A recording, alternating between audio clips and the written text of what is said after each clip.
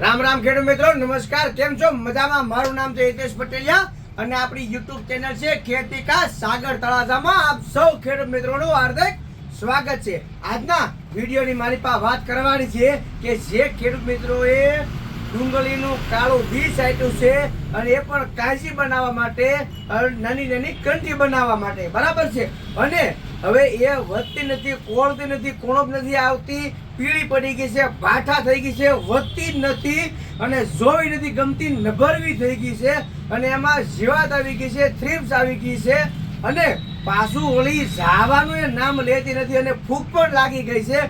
તો આવા સમયની મારી પાસે શું કરવું જોઈએ? તો મૂળિયાની દવા કઈ નાખવી જોઈએ, ખાતર કયું આપવું જોઈએ, નીચે મૂળિયે ફૂગનાશક કઈ દવા આપવી જોઈએ અને ઉપરથી કઈ દવા સ્પ્રે કરવી જોઈએ, જેથી કરીને સારું પરિણામ મળે, ઓછો ખર્ચો મળે અને એમાં પરિણામમાં આપણને સારો એવો ફાયદો મળે. તો આજના વિડીયોની મારી પાસે વાત કરીશું ડુંગળીની કાંચી બનાવવા માટે, કળી બનાવવા માટે. જે રોગ સાઈટો છે, બી સાઈટો છે, ચાહે ધોળી કળીનું બી સાટ્યું હોય કે લાલ કળીનું બી સાટ્યું હોય કે પીળી પત્તી માટેનું સાટ્યું હોય, ત્રણેયમાં તમતાર હાલે, ત્રણેયમાં એક જ તમતાર દવા હાલે.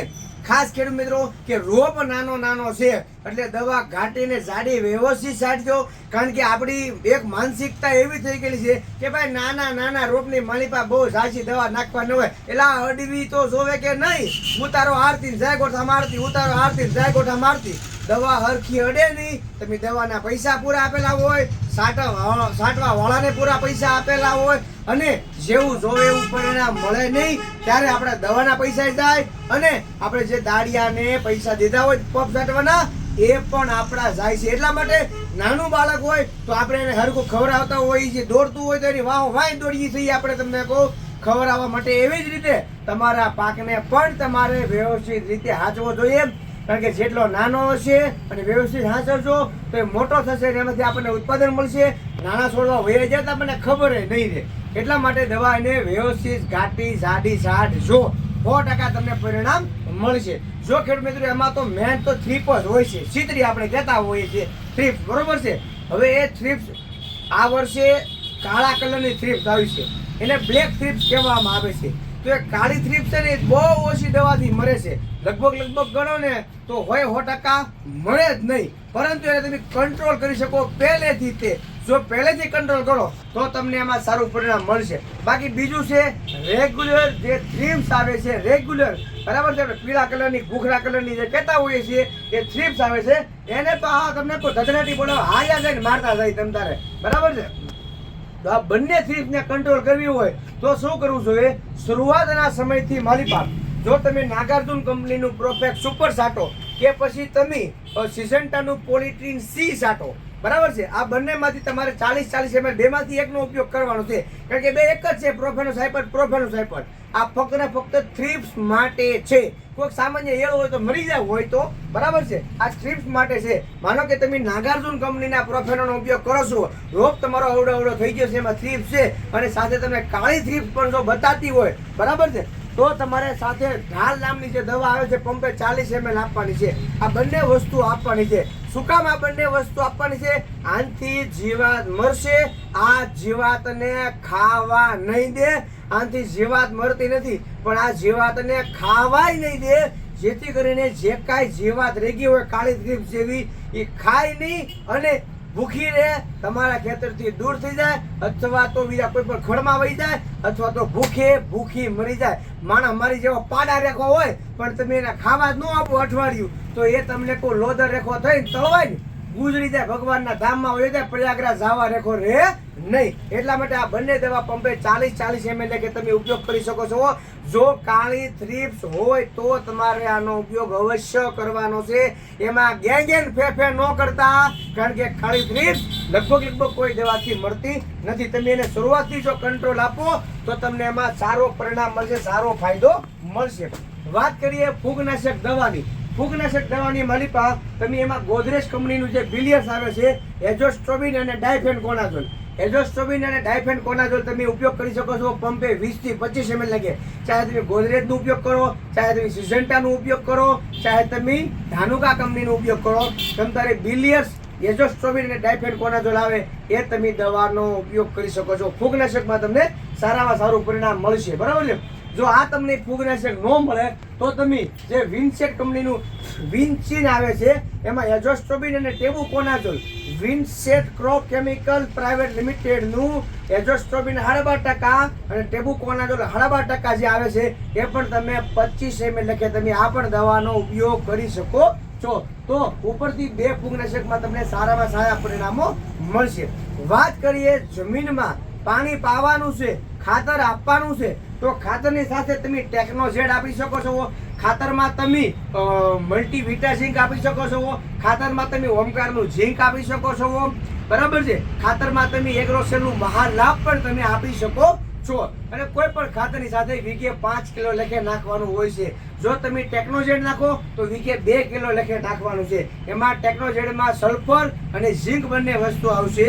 અને જે આપણે મલ્ટીવિટા ઝીંક આવે છે એની અંદર ઝીંક, મેગ્નેશિયમ, કોપર, બોરોન, આયર્ન, લોહ તત્વ, મેરીબ્લોડમ અને સલ્ફર પણ આવશે. એટલે કે ઝાઝો ખોરાક એમાં આવશે. છોડવાને જે જોઈ એ પ્રમાણે વીઘે 5 કિલો લખે એ આપી દેવાનું અને 5 કિલો લખે યુરિયા આપવાનું છે. યુરિયા ખાલી થોડુંક જ આપવાનું છે. આપણે 270 ની થેલી રેક ની તે ખેડૂત ભાઈ દે બે સારું પડે. એ કે ખાતર લાવો ભાઈ જો કે ખેડૂત યુરિયા થેલી લેતા 270 ની ઉડેડા કરી ગયા અને ઓલાની ઉડેડામાં મજા આવે. પરંતુ આપણને પાકમાં ઉત્પાદન મળવું જરૂરી છે. આપણને પાકમાં જો ઉત્પાદન નહીં મળે તો ખેડૂતને કાંઈ નહીં મળે, ભાગ્યને કાંઈ નહીં મળે. એટલા માટે ઉત્પાદન જરૂરી છે. જો તમારે ખાતર ન નાખવું હોય અને જો તમારે પાણી સાથે દવા પાવી હોય અને એમાં પણ તમને સારું પરિણામ જોતું હોય તો તમે એમાં જે સુપિક સોઇલ આવે છે, બરોબર, આ જે સુપિક સોઇલ આવે છે એ તમે 1 એકરે 1 લીટર અને સાથે વીઘે તમે 250 ગ્રામ લેખે જો કીટાજીન આપશો તો તમને બહુ સારા એવા પરિણામ મળશે. કે જે જમીનજન્ય ફૂગ લાગે છે, જે પાણીજન્ય ફૂગ લાગે છે, મૂળીએ જે વાતાવરણજન્ય મૂળીએ ફૂગ લાગી જાય છે અને ગાંઠું બંધાઈ જાય છે અને છોડવાને વધવા નથી દેતું, તો એમાં સારું એવું કામ આપશે કીટાજીન. બરાબર છે. જે જમીનજન્ય કે પાણીજન્ય જે કંઈ નીચે જમીનમાં ફૂગ છે એના માટે. અને સુપિક સોઇલ છે તો આની અંદર ઓર્ગેનિક કાર્બન આવશે 90%, ઝીંક, આની અંદર ઝીંક, મેગ્નેશિયમ, કોપર, બોરોન, આયર્ન, લોહ તત્વની મેરીબ્લોડમ આવશે. આની અંદર માઇકોરાઝા પણ આવશે. એટલે કે મૂળિયાના લોથા બનાવી દે. તમારે જેમ આપણે બૈરાઓને વાળના સોટલા જામી જવા વાળના એવા મૂળિયા તમને આમાં જમાવી દે. અને જેટલા મૂળિયા હશે ને એટલો જ ખોરાક વધારે વહન કરી શકશે અને એટલો જ ખોરાક વહન કરશે. બરાબર છે. તો તમે જે ડુંગળી કાંજી બનાવી છે, કળી બનાવી છે ને એ કળીને તમે લાંબો સમય સુધી ટકાવી શકશો, બગડવા નહીં દે. એટલા માટે તમારે સુપિક સોઇલ વાપરવું જરૂર છે. બાકી ડીપી, યુરિયા અને પોટાશ તો આની અંદર આવી જાય છે. એટલે એમાં કાંઈ તમારે ઉપાધિ કરવાની જરૂર નથી. ખાલી આ બંને વસ્તુ પાઈ ગયો, બરાબર છે, તો પણ તમને એમાં પરિણામ સારામાં સારા મળશે. 100% પરિણામ સારા મળશે. ખાતરમાં તો કહી દીધું છે આપણે. જે ખેડૂત મિત્રોને ખડ થઈ ગયું હોય એની માલપા કાળિયું, ખારિયું, આંબો, હાટોડો, લૂણી, દારૂડી, દરૂડી, કુતરા, હેમુલ, સયા, આ બારોતારો, વેકરિયો, વાંદર કુસન, આ બધી પ્રકારના ખડોને 90% જો કોઈ નિંદામણ નાશક દવા કંટ્રોલ કરી શકતું હોય તો એ છે તમારે ધાનુકા કંપનીનું 1 કિલ આવશે અને બીજું આવશે ગોદરેજ કંપનીનું પોર્ટ્રેટ. રોપ તમારો ઉગ્યા પછી 15 દિવસે 10 થી 15 ml આપવાનું છે. 20 થી 25 દિવસનો થયો હોય તો 15 થી 20 ml લખે તમારે આપવાનું છે.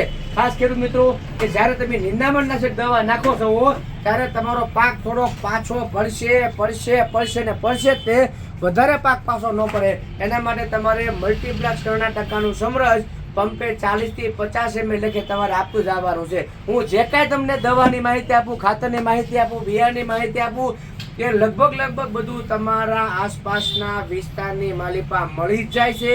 જો તમને એટલું બધું યાદ ન રહે તો વિડીયો ડાઉનલોડ કરી લેવાનો અને તમારે બાજુમાં જે દુકાનદાર હોય તમારે એમને બતાવવાનો.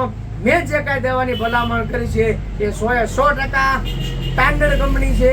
અને સ્ટાન્ડર્ડ કંપની એટલા માટે છે કે એના રિઝલ્ટમાં કોઈ દિવસ ફેરફાર ન હોય, એની ક્વોલિટીમાં ક્યારેય ફેરફાર ન હોય અને એના માપ પ્રમાણે નાખો, પૂરતા પંપ પ્રમાણે નાખો, વ્યવસ્થિત દવા ઘાટીને જાડી છટાવો તો 100% પરિણામો આવે તે. આજે એક બનાવ એવો હતો કે એક ભાઈ 15 વીઘાની બાજરી હતી, 15 વીઘાની માલભાઈ કે ભાઈ 20 પગ તો ભાગ્યો માઇન્ડ 60 છે. એવું ભાગ્યાર મને વાત કરાવો તો ભાગ્યો કે ભાઈ આટલા પગ તો હું માઇન્ડ 60 ન કરતો કે હું 60 આગળ જ રહું. એટલે પણ મેં કીધું તો દવાનો ખર્ચો ન કરાય ખેડૂતને. બરાબર છે, કારણ કે દવાનો ખર્ચો ચા પછી તમારે પારવાનું છે, તો સીધો જ પારવાનો ખર્ચો કરવાનો, દવાનો ખર્ચો નહીં કરવાનો. તો દવાનો ખર્ચો કરવાનો હોય તો વ્યવસ્થિત દવા નાખવાની, કારણ કે આમાં ભાગ્યની મહેનત થાય છે, એના ખંભા તૂટે છે. પણ એથી વિશેષ ખેડૂતને હાથમાં પાક નથી આવતો, ખેડૂત ખુદ હેરાન થઈ જાય છે, પછી દાળિયા મળતા નથી, અને તમારું જે કાંઈ તમે ખાતર નાખો છો, દવા નાખો છો, પાણી પાવશો, એ બધું ખડ તાણી જાય છે. એટલા માટે જો દવા નાખો તો વ્યવસ્થિત નાખો, નકર હબુથું નમતા નાખવાનું બંધ રાખો.